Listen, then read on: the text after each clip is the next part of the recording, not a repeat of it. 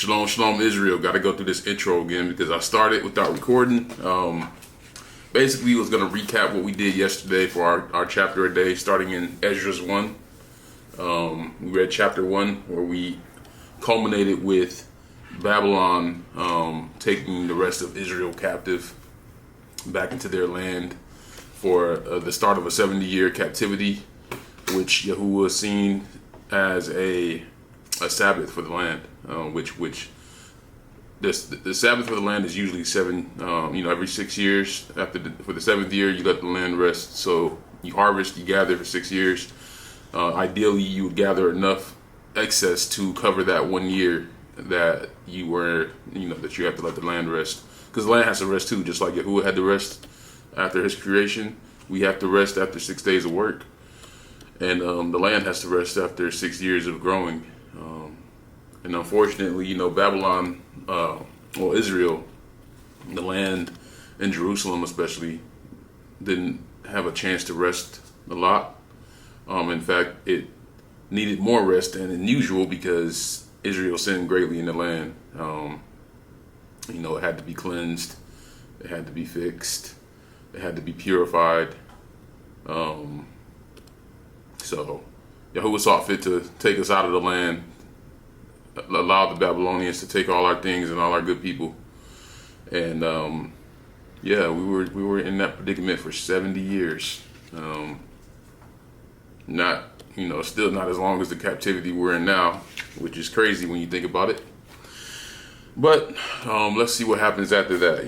Let's just keep going. We're just gonna roll through the chapters one by one, and probably read this book front to back mostly. Probably gonna skip a couple things like Prayer of Azariah and Susanna Bell and the Dragon. Those two will most likely skip, and we'll come back to those later on. But I kind of want to get through 1 Esdras, 2 Esdras, Tobit, Judith, Wisdom of Solomon, Sirach, which is Ecclesiasticus, Baruch, and 1st and 2nd Maccabees, and the Prayer of Manasseh. So anyway, we're going to move on with chapter 2 in 1st Esdras. It is September 4th, 2022, and this is our chapter a day. Let's get started. In the first year of Cyrus, king of the Persians, that the word of the Lord might be accomplished, that he had promised by the mouth of Jeremy, the Lord raised up the spirit of Cyrus, the king of the Persians, and he made proclamation through all the kingdom, and also by writing, saying, Thus saith Cyrus, king of the Persians, the Lord of Israel, the Most High Lord, or as we know, the Most High Yahuwah, hath made me king of the whole world, and commanded me to build him an house at Jerusalem in Jewry. If therefore there be any of you that are of his people, let the Lord, even his Lord, be with him, and let him go up to Jerusalem that is in Judah, and build the house of the Lord of Israel, for he is the Lord that dwelleth in Jerusalem. Whosoever then dwell in the places about, let them help him, those, I say, that are his neighbors, with gold and with silver, with gifts, with horses, and with cattle, and other things which have been set forth by vow, for the temple of the Lord at Jerusalem. So, I didn't do this the first time we read. I just read the whole thing straight through before commenting, but I kind of wanted to stop here and show how we see Yahuwah is consistently using other nations to, build up the land of Judah, Jerusalem, and Israel's own.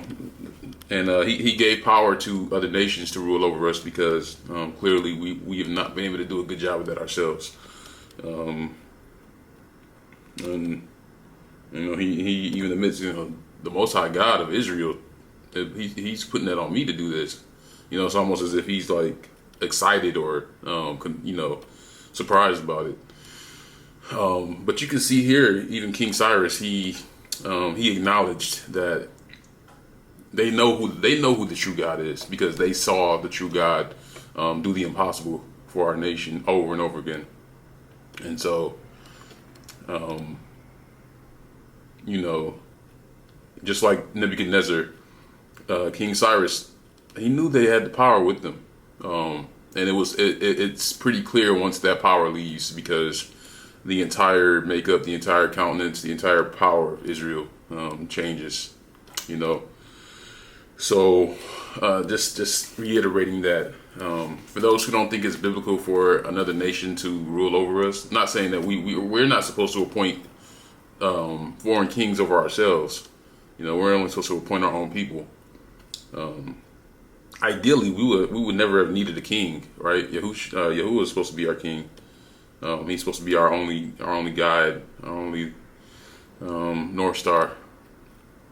But you know, for whatever reason, people are respecters of persons, and when those persons get into power, as we know, we're all corrupt. We all fall short, and things don't go the way that they ought to all the time. Anyway, verse 8. Then the chief of the families of Judah and of the tribe of Benjamin stood up, the priests also, and the Levites, and all they whose mind the Lord had moved to go up, and to build a house for the Lord at Jerusalem. And they that dwelt round about them, and helped them in all things with silver and gold, with horses and cattle, and with very many free gifts of a great number whose minds were stirred up thereto. King Cyrus also brought forth the holy vessels, which Nebuchadnezzar had carried away from Jerusalem, and had set up in his temple of idols. Now when Cyrus king of the Persians had brought them forth, he delivered them to Mithridates, his treasurer. And by him they were delivered to Sambasar, the governor of Judah. And this was the number of them: 1,000 golden cups, and 1,000 of silver, censers of silver 29, vials of gold 30, and of silver 2,410, and 1,000 other vessels. So all the vessels of gold and silver which were carried away were 5,469. That's a lot of gold. These were brought back by Sambasar, together with them of the captivity from Babylon to Jerusalem. So now who sprung us from Jerusalem, from Babylon, and he's bringing us back into the land.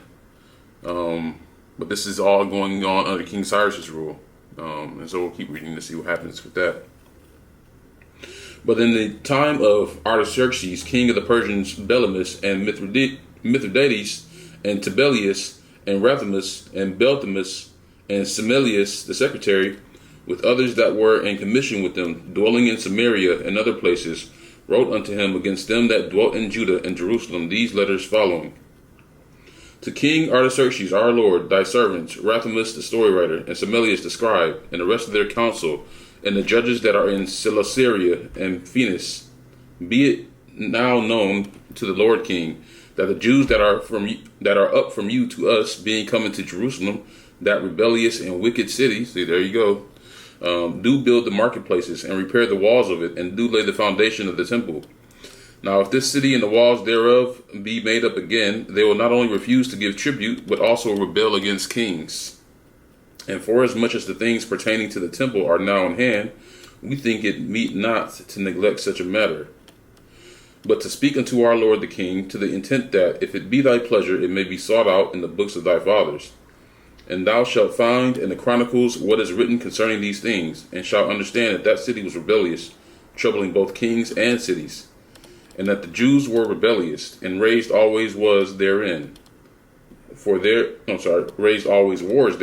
which cause even this city was made desolate. Wherefore now we do declare unto thee, O Lord the King, that if this city be built up again, and the walls thereof set up anew, thou shalt from henceforth have no passage into Celesyria and Phoenix. Then the king wrote back again to Rathamus the story writer, to Belthamus, to Semelius the scribe, and to the rest that were in commission, and dwellers in Samaria and Syria and Phoenix after this matter. I have read the epistle which you have sent unto me. Therefore I commanded to make diligent search, and it hath been found that that city was from the beginning practicing against kings.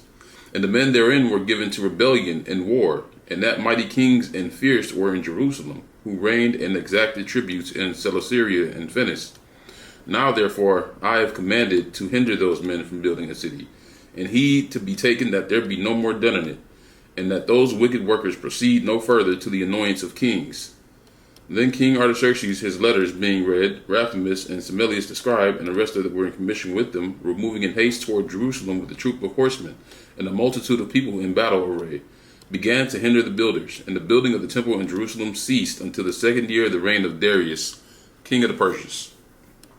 So Yahuwah, he put it on Cyrus to rebuild that city, but all his allies and all his his council, they warned him not to, because they knew when they say we're a rebellious city, they're not necessarily talking about rebellious against Yah. We were rebellious against Yah, but in our power, we're rebellious against the world, because we follow Yah, and Yah gives us our instruction to overthrow anyone who would prevent us from dwelling in and working in our land and serving Him in the highest order. And so, they say, you know what? If you do this, you might wake up tomorrow and see your whole kingdom shattered. Like, we don't want to see that. We advise you to stop this. It was fear. They feared. You see how much fear they had for us to just come together and rebuild a city? It's like, oh man, we don't want to see those walls of Jerusalem go back up. We don't want to see the temple relaid. We don't want to see their halls filled with gold and silver anymore. We don't want their choirs to sing praises to their Lord in unison.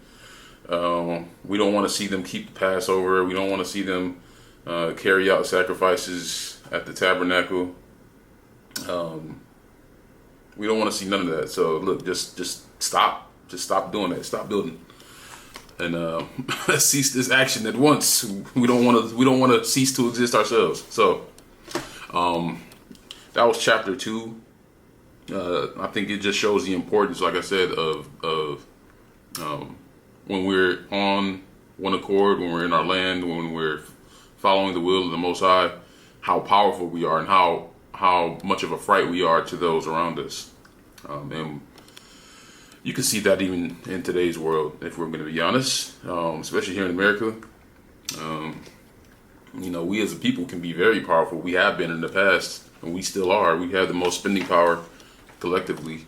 We just spend it in all the wrong places because we can't get right. But we are a powerful people. A lot of people in this country think that money is the true power. It's not really money. Money is just a representation of energy. That energy is you. So you are the currency. That's why, the United States is a corporation. And that's why you get a social security number. You're basically numbered and labeled at birth as I wouldn't even say as an employee of the crown, but more as a property, and in that way, you don't think you're still a slave, but we still are, because in order for us to continue to exact what we need from this system, we have to continue feeding it. It's a never-ending cycle. No matter how much money you get, and so that's why, I know I'm probably going off subject here, but when they say the love of money is the root of all evil, if you love money enough, so much that if you got billions of dollars, do you know how much energy you have to harvest from people to get that? That's energy being harvested. That's labor. That's it's time. A lot of people lose their bodies to gain this wealth.